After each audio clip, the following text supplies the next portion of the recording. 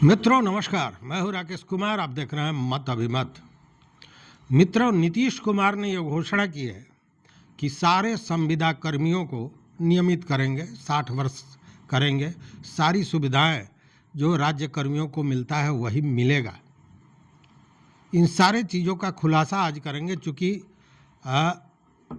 इस मामले को लेकर हमने पूरा रिसर्च किया और जो चीज़ें सामने आई उसके बाद ये लगा कि सरकार ने पहले से ही इस पर काम करना शुरू किया था और उसी के तहत लगभग 3,75,000 के लगभग संविदा कर्मियों को परमानेंट किया भी गया, उनको नियमित भी किया गया।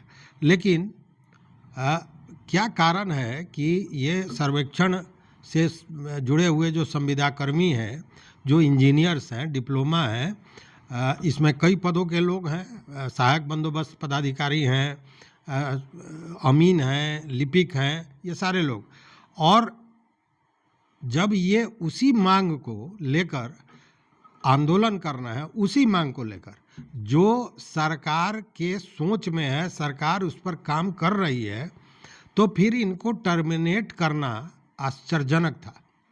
और इन सारे बिंदुओं को लेकर जब हमने सारे चीज़ों को खंगाला तो जो चीज़ें सामने आई वह अद्भुत थी और वह इस बात को इंगित करती है, इस बात का द्योतक है कि जीत आपकी होनी है, नो डाउट होनी है। ये न्यूज़ देखिए, ये न्यूज़ 18 की एक खबर है जो 8 अगस्त 2018 की है। 2018 मतलब 7 साल पहले की। और यह 8 तारीख को है, 15 अगस्त के जस्ट पहले का न्यूज़। और इसमें जो कहा गया है उसका मैं जिस्ट बता दूं। इसमें यही कहा गया था कि 5 लाख से अधिक संविदा कर्मियों को 60 साल तक के लिए अस्थायी किया जाएगा और इसकी सिफारिश सरकार से की जा चुकी है। इसके तहत कर्मचारियों की तरह उन्हें बोनस भी मिलेगा, मेडिकल लीव मिलेगा और जो अन्य सुविधाएं राज्य कर्मियों को मिलती हैं वो सारा दिया जाएगा।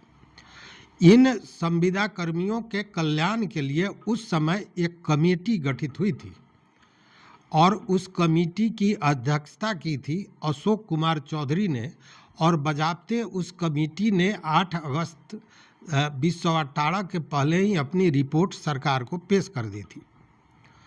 और यह अंदाज़ा किया जा रहा था, यह सोचा जा रहा था कि उस पर 15 अगस्त 2018 को इसकी घोषणा मुख्यमंत्री नीतीश कुमार 15 अगस्त के झंडोत्तोलन के बाद जो भाषण देते हैं उसमें ये घोषणा करेंगे। और याद होगा उसी के बाद चुनाव भी था, जैसे अभी 15 अगस्त के बाद अभी चुनाव आया है, उसी तरह उस समय चुनाव था। और तब जो भी राजनीतिक समीक्षक थे या बड़े पत्रकार थे, सारे लोगों ने यही कहा था कि यह नीतीश कुमार का मास्टर स्ट्रोक होगा और उसके बाद नीतीश कुमार की कुर्सी की तरफ कोई देख भी नहीं सकता है, विपक्षी भाग जाएंगे रण छोड़कर। ये स्थितियां बनी थी। मतलब कि आज से 7 साल पहले बिहार सरकार ने, और सरकार वही थी जो आज है, नीतीश कुमार सरकार के मुखिया थे, मुख्यमंत्री थे, आज भी हैं, तो उन्होंने ही इन चीज़ों को संज्ञान में लिया था और बाज़ाब्ता, और इसके लिए अशोक कुमार चौधरी के अध्यक्षता में गठित जो कमेटी थी उसने अपनी रिपोर्ट भी दी थी। और 15 अगस्त को अंदाज़ा किया जा रहा था कि इसकी घोषणा नीतीश कुमार करेंगे, लेकिन उस समय वो नहीं हुआ। हालांकि बहुत से उसके बाद भी संविदा कर्मियों को, जैसे शिक्षक थे या आप ही के संवर्ग के जो अमीन थे, इन लोगों को अस्थायी किया गया। लेकिन मैं पिछले वीडियो में भी, कई वीडियो में आपको कह चुका हूँ, बता चुका हूँ कि 15 अगस्त के बाद इस बार अभी 2025 में नीतीश कुमार ने भी कुछ घोषणा की थी, इसी तरह की घोषणा। लेकिन इस बीच में मुझे लगातार कुछ मित्रों ने बताया भी, फिर ये वायरल हो गया ऑडियो क्लिप, जो नीतीश कुमार का ऑडियो क्लिप है, जरा इसे सुन लीजिए पहले। संविदा कर्मी लोग धरना प्रदर्शन कर रहे हैं जबकि हमारी सरकार ने 3,75,000 संविदा कर्मियों का मानदेय अब तक बचा दिया है। 30,000 संविदा कर्मी इसलिए बाकी छूट गए हैं कि विभागों ने उनका फाइल दबा दिया। अब मेरा प्राथमिकता है कि आचार संहिता लगने के पहले छूटे हुए संविदा कर्मी का मानदेय वृद्धि कर दिया जाए। हमने संविदा कर्मियों के लिए तय कर दिया है कि नियोजित शिक्षकों की भांति इन लोगों के लिए भी प्रतियोगिता परीक्षा आयोजित किया जाएगा। एक मामूली परीक्षा लेकर सबको सरकारी सेवक बना देंगे।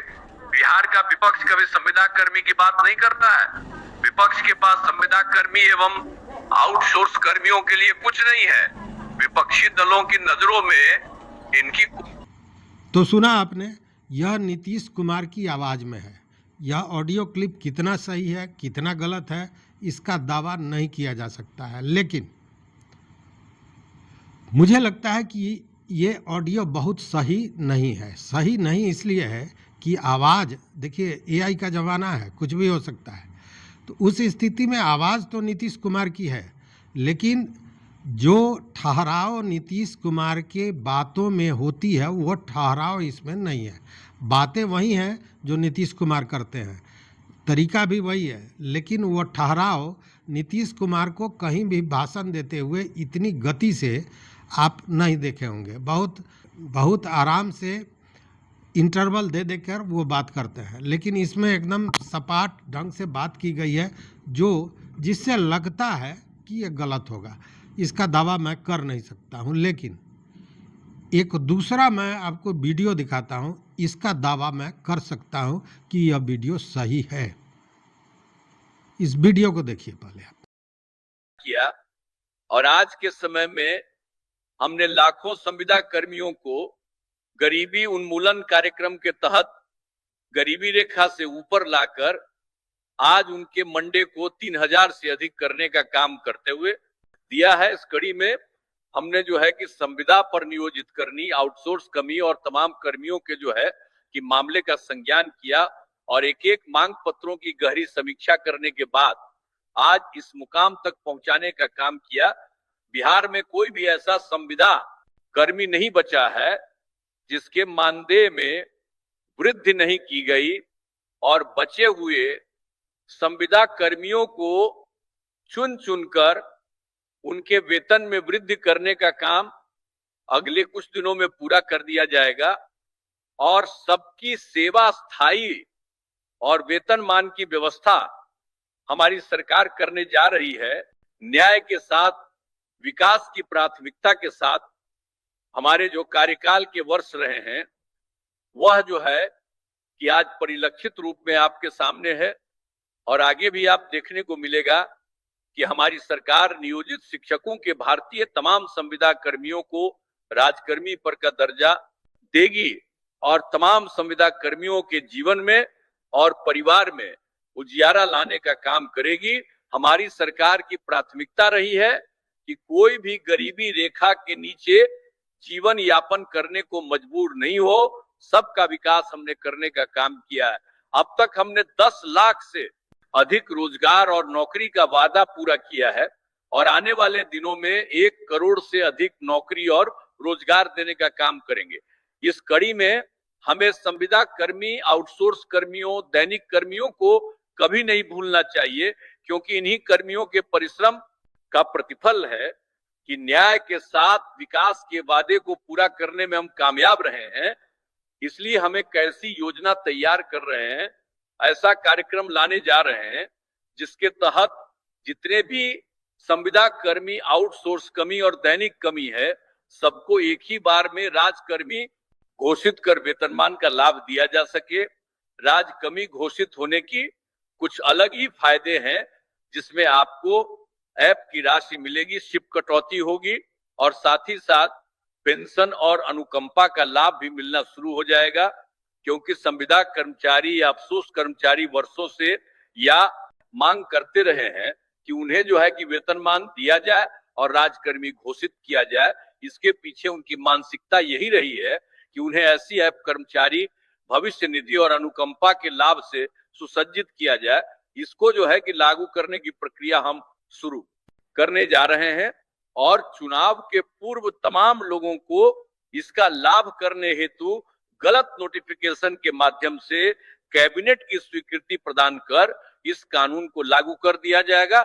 दिवस न्याय के साथ विकास ही हमारा लक्ष्य है और जो है कि सुशासन का वादा हमारा प्राथमिकता। हम देश में एक उदाहरण काम करने के लिए लगातार प्रयास करते हुए आज यहां तक पहुंचे हैं। यह नीतीश कुमार का बोला गया भाषण है जो 15 अगस्त के अवसर पर संभवतः बोला गया है। हालांकि इस वीडियो में 16 तारीख का डेट दिया गया है। हो सकता है कि 16 तारीख को कोई कार्यक्रम रहा हो, उसमें नीतीश कुमार ने ये कहा हो। बहुत मेहनत से मैंने इस वीडियो को खोजा है। यह बेल्ट्रॉन द्वारा इस वीडियो को डाला गया था और वहाँ से मैं ढूंढ के लाया हूँ आपके लिए कि आप इस बात को समझें कि आप कुछ नया नहीं कर रहे हैं, आप वही मांग कर रहे हैं जो नीतीश कुमार देना चाहते हैं। तो सरकार नीतीश कुमार देना चाहते हैं और आप तक वो पहुंच नहीं रहा है, तो बीच में तो कुछ है। हालांकि जो ऑडियो है उसमें नीतीश कुमार ने ये कहा है कि मैं 3,75,000 संविदा कर्मियों को नियमित कर चुका हूं और जो छूटे हैं उनको भी मैं नियमित करूंगा। आदर्श चुनाव संहिता लगेगा, उसके पूर्व में इन सारी चीज़ों को कर लिया जाएगा और छूटे वही लोग हैं जिसके विभाग ने उनके इस प्रस्ताव को दबा दिया है। बड़े खुल के उसमें बातें आ रही हैं, लेकिन फिर भी मैं कहूँगा कि वो सही है, गलत है। चूँकि मैं शुद्ध पत्रकार हूँ, गलत जानबूझकर आपके सामने नहीं परोसूंगा। लेकिन जो सच्चाई है, जो आपको वीडियो हमने दिखाया है, इसमें तो पूरी तरह सच्चाई है। यह घोषणा नीतीश कुमार की गई है। मतलब कि नीतीश कुमार ये करना चाहते थे, करेंगे भी। अब वो अवसर नहीं आ रहा है या उन तक बातें नहीं पहुंच रही हैं। बहुत सी बातें थी, लेकिन वो सारी चीज़ें अब समाप्त हो गई है। चूँकि अब आपकी आवाज़ इतनी बुलंद हो गई है और इतनी दूर तक जा रही है। कहा था मित्रों, हमने कहा था बात निकलेगी तो दूर तलक जाएगी। जगजीत सिंह की बड़ी अच्छी गज़ल है, कभी सुनिएगा। तो वही स्थिति यहाँ थी जब किसी ने, किसी भी रेगुलर जो समाचार पत्र हैं या टीवी चैनल्स हैं, किसी ने इस बात को नहीं उठाया।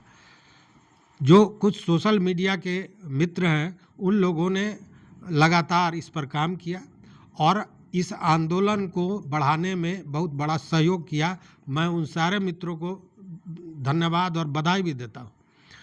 उसके बाद यह नेशनल किस दिन बन गया? जिस दिन एक संविदा कर्मी मित्र को लाठी पड़ी, उनका माथा फूटा, सर से खून टपका और कुछ बहनों के साथ कुछ अभद्रता की गई।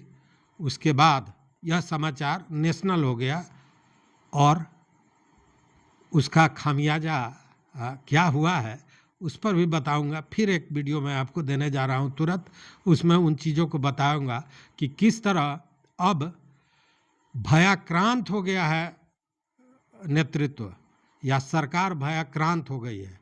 उसको सामने आने वाला भविष्य दिखाई देने लगा है कि अगर इन बच्चों के पेट पर लात मारे तो जनता भी हमको वही काम करेगी। इसलिए निश्चित रूप से मैं कह सकता हूं कि नीतीश कुमार, देखिए एक बड़ी अच्छी बात मुझे लगी आप लोगों के आंदोलन में कि सरकार का, विभाग का विरोध हो रहा है, सरकार का विरोध हो रहा है, बावजूद अंत तक आप लोगों का विश्वास नीतीश कुमार पर बना रहा।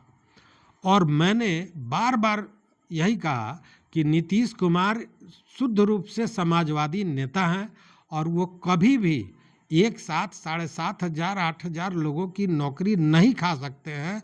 निश्चित रूप से ये विभागीय स्तर पर ही ये सारा कुछ चल रहा है या मंत्री स्तर पर चल रहा होगा। और वो चीज़ें जब मैंने इन सारे चीज़ों को खंगाला है तो वो चीज़ें सामने आ गई हैं। तो निश्चित रूप से आपकी जो मांग है और सरकार की जो सोच है उसमें एक रूपता है। तो जब एक रूपता है तो सफलता भी होगी। इंतज़ार कीजिए, देखते रहिए मत अभिमत। मित्रों, चैनल पर नए हो तो सब्सक्राइब कीजिए, लाइक कीजिए, दोस्तों के साथ शेयर कीजिए और अपना विचार जरूर दीजिए। बहुत बहुत धन्यवाद, बहुत बहुत धन्यवाद।